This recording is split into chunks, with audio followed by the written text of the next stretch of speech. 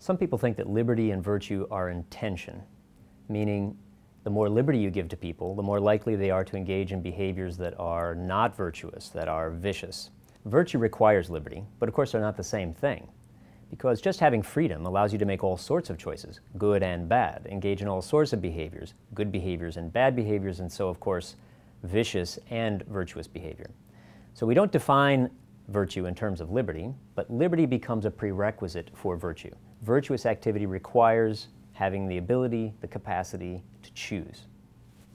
If you give people complete liberty, you might have a kind of moral anarchy, people making all sorts of mistakes. Now, of course, you'll have virtue as well, but you might have lots of bad mistakes that people make, moral and otherwise. So some people argue on the basis of that if you want to encourage citizens, people to be virtuous, the government's job is to structure their choices in certain ways such that there are some bad choices that's much more difficult or maybe impossible for them to choose.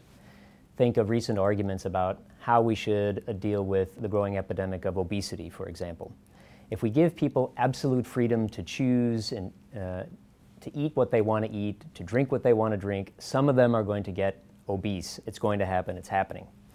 So some people will argue, and do argue, that what we should do about that is encourage them to make better choices, and by encouraging them, that might actually mean forbidding certain kinds of choices or adding costs onto certain kinds of choices. So the question is, if people begin to behave in the way that we would like them to behave, so suppose that people begin to make the right choices, what we think are the right choices about eating or about many other behaviors, as a result of our pushing them ever so slightly, maybe just nudging them, to use a word from Cass Sunstein and Richard Thaler. The question is, are the choices that they're then making, are they virtuous? Well, my argument is that no.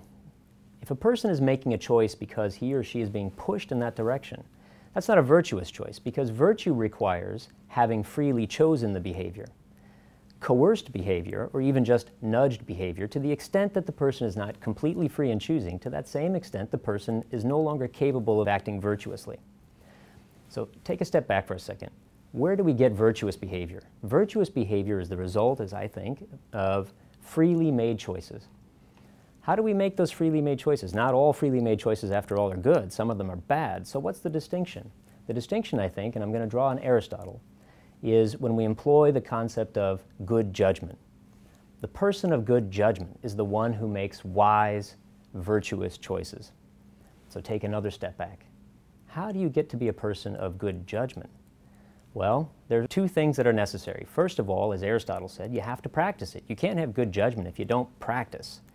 Judgment is a skill. It's like other skills. Think of playing a piano or driving a car in traffic. You're never going to get good at those things unless you practice over and over and over again. Same thing with judgment. You have to practice it. You need experience. But that's only one half of the coin. The other half of the coin is you have to get feedback.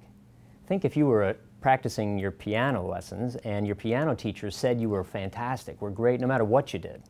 Or think of when you were driving, if you didn't have anybody who told you, no, that wasn't a good move, that wasn't a good, this was the way to do it. You have to have the proper feedback. So the development of any goods, any skill, in good directions, and this holds for judgment as well, is getting proper accountability, that's the feedback, but you have to be able to practice, that's the freedom. So in order to act virtuously, you have to have that chain of things. Virtuous activity results from making good decisions, using one's judgment well, and using one's judgment well requires having developed it, and that means you had to have the freedom to choose, and you were held accountable for it. So in my view, liberty and virtue are not in tension. They're absolutely necessary partners. You cannot act virtuously if you do not have the freedom to develop the judgment and the responsibility to be held accountable for the decisions you make. Liberty and virtue are partners. You can't have one without the other.